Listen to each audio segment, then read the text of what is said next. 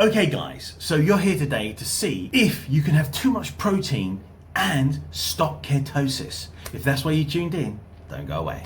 Okay guys, so what are we looking at today? Can protein ruin your ketogenic diet? Now, this is the straightforward answer. 100% yes it can. Now, if you've not realized that, then this is the main rule. I will tell you pretty much now straight away, stay below 200 grams and you'll be safe. If you have more than 200 grams of protein in your diet, especially if you don't have enough fat, what will happen is that your body will make a decision to start burning your amino acids or turn your amino acids into sugars, and so that way it can then access them as energy. So that is what most people are not aware of. So if you're doing a protein keto diet, which is totally fine, you must stay below 200 grams. But we want to go into detail about this and we want to understand what's going on. So without further ado, let's get on with number one. Okay guys, so number one here, you can see excess protein can increase glucose production. So when protein intake greatly exceeds the body's needs, some amino acids can be converted into glucose through a process called gluconeogenesis. Now, why does it matter? The extra glucose may reduce ketone production in some individuals, particularly in carbohydrate intake. It is already near their personal ketosis threshold. So, very key takeaway here. Higher glucose availability can make it harder for your body to stay in or maintain ketosis. So here we go, excess protein, high protein intake above the body's needs. So we follow that along. Now we've got loads of amino acids. Protein is broken down into amino acids. So then they jump over there. So what happens is then the gluconeogenesis occurs. Some amino acids are converted to glucose in the liver. And then you go, glucose is made, extra glucose may reduce ketone production.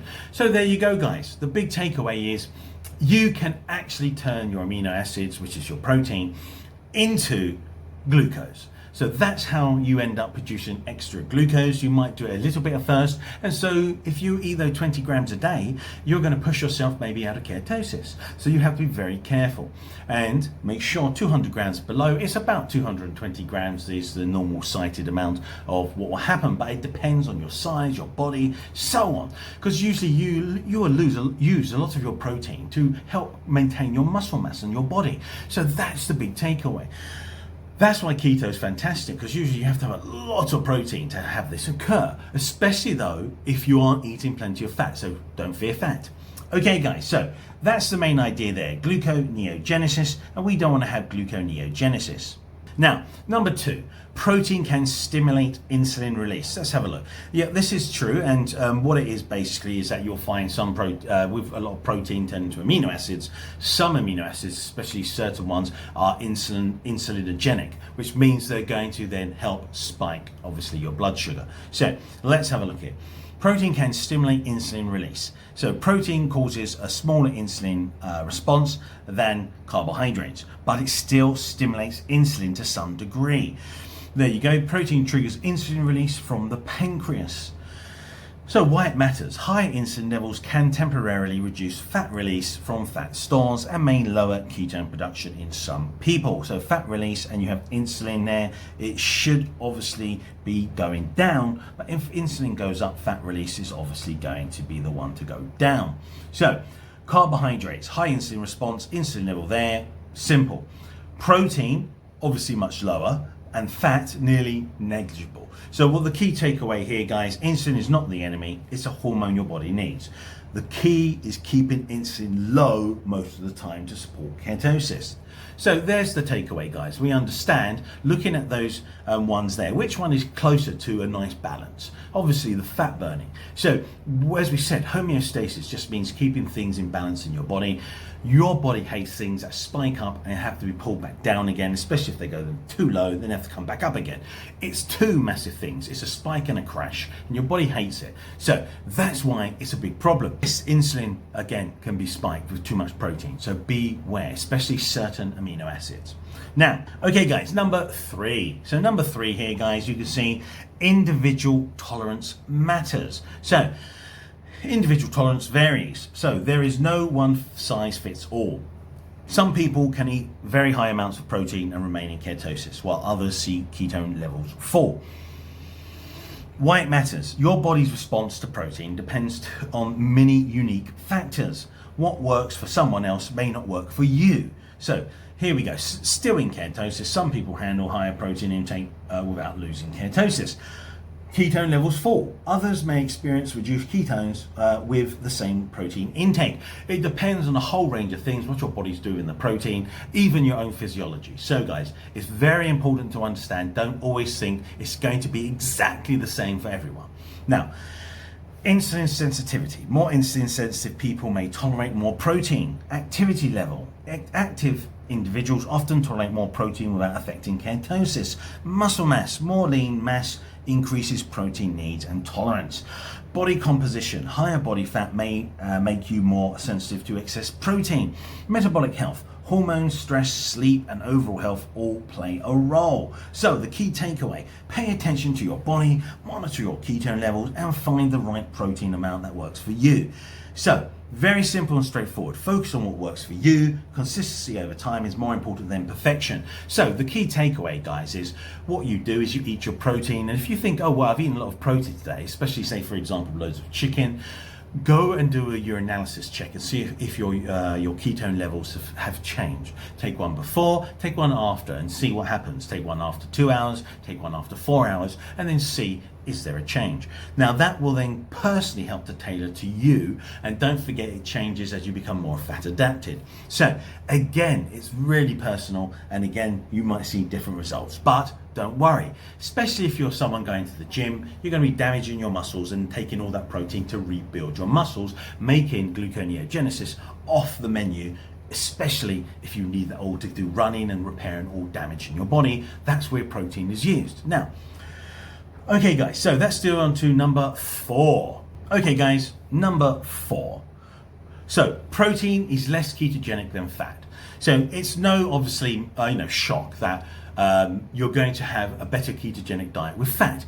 Why? Because obviously that's going to be the one conducive and promote giving you the energy you need on a ketogenic diet. So what happens is that your body uses all that fat constantly, the fatty acids, it sends some of them to your liver, it then turns them into ketones, that amazing energy molecule, and it sends them to your brain to be used, and especially your heart as well, muscles, because it wants the most important, the stable, efficient, steady energy for those important areas, especially your brain, where you can't get fatty acids through the blood-brain barrier. Now, okay guys, so what we can see here obviously is, if it opens, here we go, less protein is less ketogenic. So protein is less ketogenic than fat. Dietary fat is the primary fuel that supports nutritional ketosis. So fat versus protein as fuel. Fat broken down into fatty acids, which your body uses for energy and to produce ketones.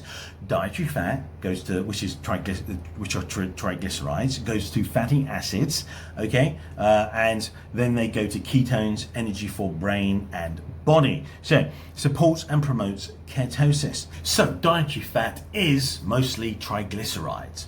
Now, what we can see here, we can see you have protein broken down into amino acids, which your body uses for building and repairing tissue. So dietary protein to amino acids may be converted to glucose if in excess.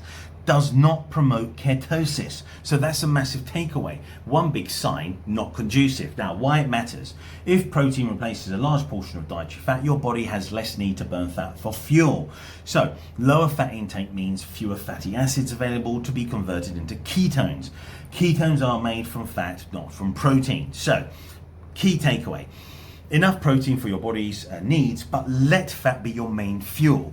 That's how you support steady energy, satiety, and deeper ketosis. Very low carbs plus adequate protein plus higher healthy fats equals fantastic ketosis. Okay guys, so that's very simple and straightforward. Here we go, number 5. Number 5, guys, ketosis is not the same as fat loss. So a temporary drop in ketone levels doesn't automatically mean fat loss has stopped. The bigger picture matters most. So here we go, ketosis does not mean fat loss. Ketosis, your body is burning fat for fuel and producing ketones. So it doesn't mean fat loss, you are losing stored body fat over time. Now, you can be in ketosis and not lose fat. You can lose fat and not be in deep ketosis. So the whole idea here, guys, is why this matters. Protein preserves muscles, supports metabolism, improves satiety, better body composition, and focus on the trend, not the number. So we understand that you have a need for enough protein as well as fat, but you have to understand it's not always the case that you're not losing weight. So here we go. Keep muscles, here we go. Prevent muscle loss during weight loss, perform better, support strength during recovery, support immunity. Protein provides essential nutrients for your body, supports bones, important for bone density and overall health, feel better, stable energy, better mood and better results. So key takeaway, keep carbs low, under 20 grams net, eat enough protein for your goals, use healthy fats as your main fuel, balance over perfection equals sustainable success. So the bottom line is adequate protein is about more than ketosis. It's about long-term health, strength and successful fat loss. Yes, 100%. If you have any problems, then obviously contact your family doctor or your GP or general practitioner. Why? Because they can do a blood test and check you, especially when you go to change your diet. Don't forget, you must come first before you start any changes. Now, when you look at this, you understand that ketosis is massively, yes, important in a ketogenic diet. Now, it doesn't have to mean you're losing weight, but often you always lose a phenomenal amount of weight. Why? Because when you go into just burning fat and you must produce ketones because you don't have any glucose or enough something else to replace it, you will start turning your fatty acids into ketones, and that signals to your body, you've done it. We've got loads of fat being burned. We don't have anything else for your brain. We're going to make ketones that are fantastic, stable energy molecule that is going to replace glucose, and now you're in ketosis. Okay, guys, I hope you liked the video, and I hope you understand, yes, protein will help to push you out of ketosis if you go above a certain amount, and it's individual, but roughly around 200 grams, stay below. Okay, guys, any questions, pop them in the comments, thumbs up, and subscribe. Okay guys, I'll see you on the next one.